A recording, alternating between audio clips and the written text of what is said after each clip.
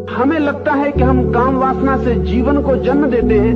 निश्चित ही जब भी आप अपनी काम वासना से एक नए जीवन को जन्म दे रहे हैं, तब आपको पता नहीं कि आप अपनी मृत्यु को निकट भी ला रहे हैं।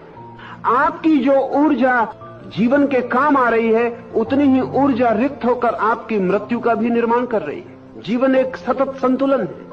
इसलिए जो लोग अमृतत्व की तलाश में निकले, उन्होंने ब्रह्मचर्य को आधार बना लिया। उसके बनाने का कारण था क्योंकि ये बात साफ समझ में आ गई कि मृत्यु का द्वार अगर कोई है तो वो काम वासना है। काम ही उसका दरवाजा है। इसे मैं कुछ उदाहरण दूं तो ख्याल में आ जाए। आदमी में उदाहरण खोजने जरा कठिन है, क्योंकि आदमी के लिए ये घटना क्षण क्षण घटती है और लंबे फासले पर घटती है। लेकिन अगर हम पशुओं और पक्षियों और कीड़े मकोड़ों के जीवन में उतरे तो कई बहुत अद्भुत मिसालें। जैसे अफ्रीका में एक मकोड़ा होता है, वो एक ही बार संभोग कर सकता है, संभोग करते ही मर जाता है।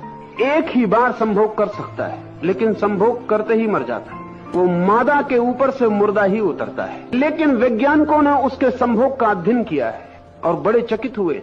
उनका ख्याल है कि वो मकोड़ा एक संभोग में जितना सुख, जिसको हम सुख कहते हैं, जितना सुख पाता है, उतना एक आदमी जीवन में 4000 संभोग करके भी नहीं पाता। एक साधारण आदमी एक जीवन में कम से कम 4000 संभोग कर सकता है।